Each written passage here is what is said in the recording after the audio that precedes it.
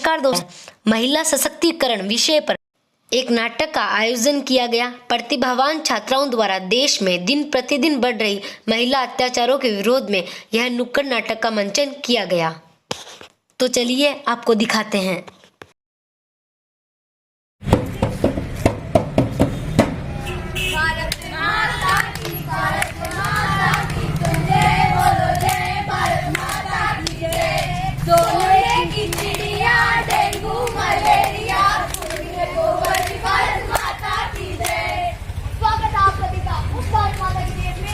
हर व्यक्ति के जीवन के साथ अत्याचार हो रहा है। स्वागत है आपका उस भारत माता के देश में जहाँ हर नेता हर समस्या पर बोलता तो बहुत कुछ है पर करता कुछ भी नहीं। स्वागत है आप सबका उस भारत माता के देश में जहाँ हर साल हजारों की संख्या में डोमेस्टिक वायलेंस केस दर्ज हो रहे हैं। स्वागत है आप सभी का उस भारत माता के देश में जहाँ हर परिवार में एक इंसान तो ऐसा होता है जो महिलाओं को बोलता है अपने सपनों के लिए कॉम्प्रोमाइज करो। कॉम्प्रोमाइज क्यों करें आप कॉम्प्रोमाइज? हम नारी है नारी जो आज भी समाज की नजरों में बेबस और नारी। पर एक दिन ऐसा जरूर आएगा जिस दिन हम अपने पैरों पर खड़े होकर दिखाएंगे और उस दिन इस समाज को अपनी सोच बदलना सिखाएंगे। अरे जब इस समाज को तेरी नहीं पड़ी तो तुम इसे बदलने पर क्यों अड़ी? ऐसा ही होता आया है और ऐसा ही होता रहेगा। महिलाओं के बारे में समाज का नजरिया कभी नहीं बदलेगा। जो तेरा है वो मेरा, जो मेरा है वो मेरा, जो मेरा है वो मेरा, जो मेरा है वो मेरा।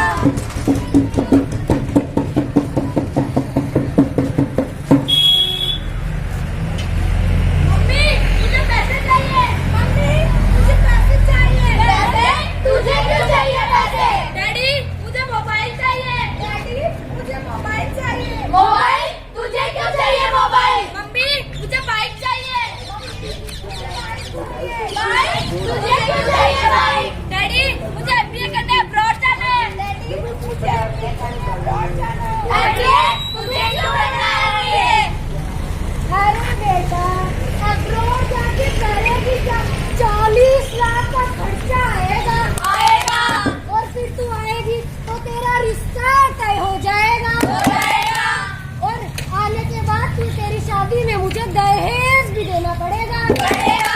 अरे बेटा जब तेरी बात शादी पे ही आके रुकती है तो तू शादी कर और अपने बाप की दुआएं लेती जा। बाबुल की दुआएं लेती जा, जा तुझको सुखी संसार मिले। बाबुल की दुआएं लेती जा, जा तुझको सुखी संसार मिले। आज भी हमारे समाज में देश में लड़की को खुद का निर्णय लेने का पूरा अधिकार है, लेकिन उसके बावजूद भी ज्यादातर महिलाएं हाउसवाइफ है। वो खुद की मर्जी से नहीं दूसरों के दबाव में आकर, आप जैसे लोगों के दबाव में आकर, क्योंकि घर पे उन्हें कहा जाता है बेटा थोड़ा कॉम्प्रोमाइज कर ले। कॉम्प्रोमाइज क्यों करें हम कॉम्प्रोमाइज? हम नारी है नारी जो आज भी समाज की नजरों में बेबस और हारी। पर एक दिन ऐसा जरूर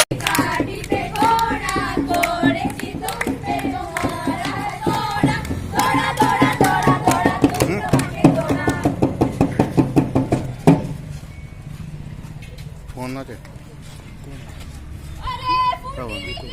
पढ़ते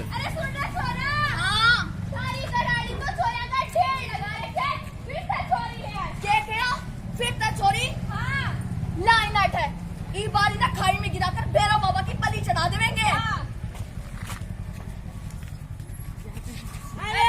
बच्ची खड्डे में गिर गई। अरे सुनते हो बच्ची खड्डे में गिर गई। मैं अंजलि आप सभी का स्वागत करती हूँ CNN न्यूज चैनल पे। अभी खबर मिल रही है कि एक बच्ची को खड्डे में गिर गई है। तो चलिए उसके पिता से पूछ रहे वो कैसा महसूस करते हैं। हम बहुत खुश हैं। हम टीवी पर आए, हमारी बच्ची टीवी पर आई, हमारा पूरा गांव टीवी पर आया। हम बहुत खुश हैं। तो आपको ये घटना जानकर कैसा महसूस हुआ है? हमारी बच्ची यहाँ खेल रही थी और खेलते खेलते गड्ढे में गिर गई। अरे ये बुड्ढा झूठ बोल रहा है। नहीं हम झूठ नहीं बोल रहे हैं। अब देश में कितने सारे गड्ढे हैं, सरकार को हर गड्ढे का हिसाब देना होगा। और इसी के साथ सरकार ने अपने बचाव में बच्ची के भविष्य के लिए 2 लाख रुपए देने का ऐलान किया है। अरे वाह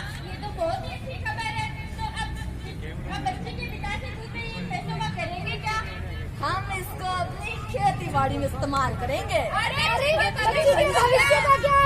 अरे जब खेती बाड़ी होगी तभी तो बच्ची का भविष्य होगा, और वो पढ़ के करेगी भी क्या?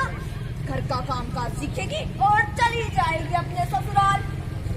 आज भी हमारे देश में छोटी बच्चियां स्कूल तक नहीं जा पाती है, जबकि सरकार के द्वारा 5वीं कक्षा तक मुफ्त शिक्षा दी जाती है, लेकिन फिर भी आज 40,000 से ज्यादा बच्चियां अपने माँ बाप के द्वारा स्कूल नहीं भेजी जाती है, क्योंकि उन्हें कहा जाता है बेटा थोड़ा कॉम्प्रोमाइज कर लो। कॉम्प्रोमाइज क्यों करें हम कॉम्प्रोमाइज? हम नारी है नारी, जो आज भी समाज की नजरों में बेबस और हारी, पर एक दिन ऐसा जरूर आएगा जिस दिन हम अपने पैरों पर खड़े होकर दिखाएंगे, और उस दिन इस समाज को अपनी सोच बदलना सिखाएंगे। छोटी सी आशा, मस्ती भरे मन की भोली सी आशा, जानदारों को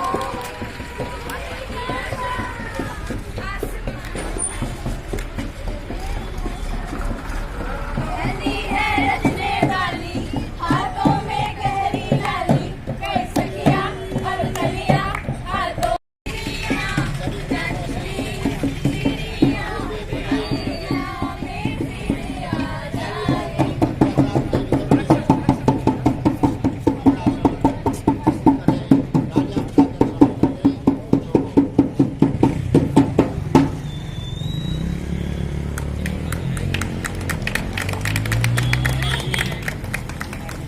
आज भी बाल हमारे समाज में एक ऐसी समस्या है जिसका सरकार अभी तक कुछ नहीं कर पाई है।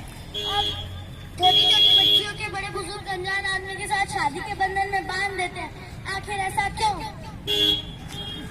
ढल गया दिन, हो गई शाम, जाने दो जाना है, ढल गया दिन, हो गई शाम, जाने दो जाना है।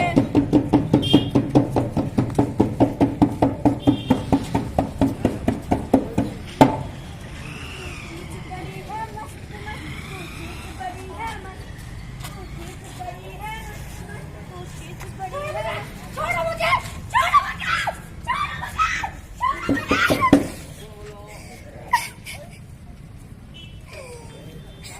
नेताजी, कल हमारी गली में बलात्कार की एक और घटना सामने आई, इस बारे में आप क्या कहना चाहेंगे?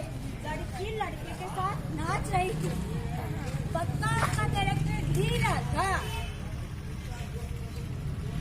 छोटे छोटे कपड़े भी पहन रखे थे, वो चाहती थी उसका बलात्कार हो। तो क्या इसका मतलब ये हुआ कि जिस लड़की के साथ रेप हुआ उसे न्याय नहीं मिलेगा?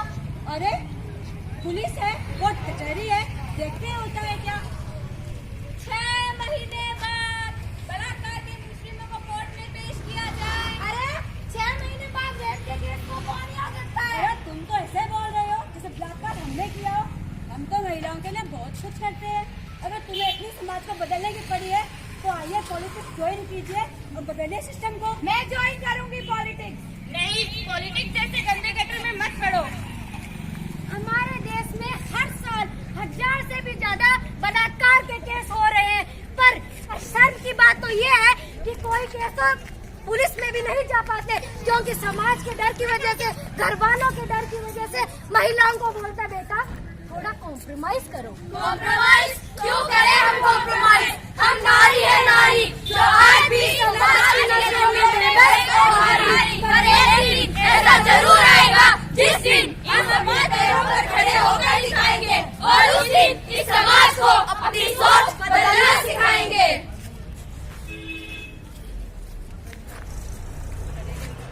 अरे देख देख, मेरी वाली आ रही है। अरे अब इसकी कहाँ रही? सुना है शादी होने वाली है। शादी? ऐसे किसान में शादी तो ना खुद दादा की नहीं, वो किसी और की नहीं होगी। नमस्ते भाभी जी। अरे कौन भाभी? तुम पीछे पड़े हो तुम सब। देखो मेरी सगाई हो चुकी है और कुछ ही दिनों बाद मेरी शादी भी होने वाली है। भैया जी, भाभी की तो शादी होने वाली है, तो हमारे देंगे क्या? छोड़ो अब मुझे। मेरे साथ करूँगा। शादी नहीं नहीं आने देगी। चले।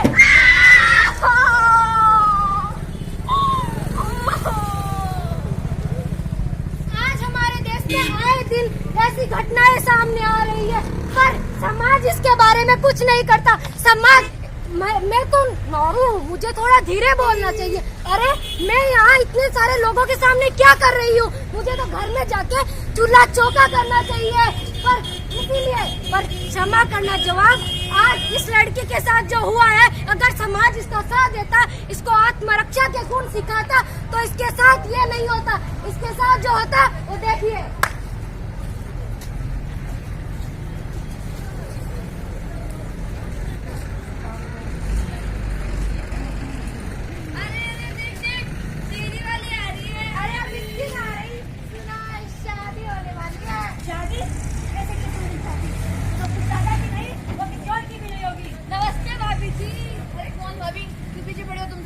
देखो मेरी सगाई हो चुकी है और कुछ ही दिनों बाद मेरी शादी भी होने वाली है। भैया जी, भाभी की तो शादी होने वाली है, तो ओपा नहीं देंगे क्या? अब जब मैं तेरे साथ करूंगा तो तू जिंदगी भर याद रखेगी। ये ले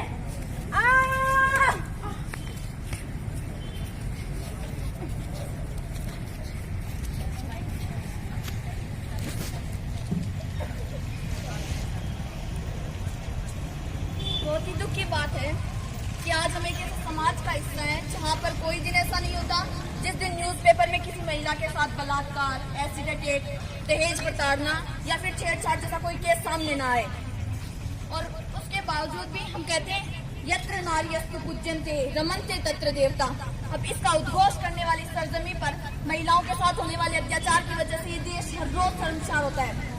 अब एक तरफ तो जरूरत है कि महिलाओं को स्वावलंबी बनाया जाए, सशक्त किया जाए, अपनी सुरक्षा स्वयं करना सिखाया जाए, लेकिन फिर भी महिलाओं के सामने एक आदर्श रखा जाता है सुशील, संस्कारी, घरेलू, बिल्कुल चुपचाप रहने वाली स्त्री का। अब हम फिर जब कोई घटना हो जाए देश में तो फिर पूरा देश कहेगा कोई कानून लाओ, कोई बड़ा कानून लाओ।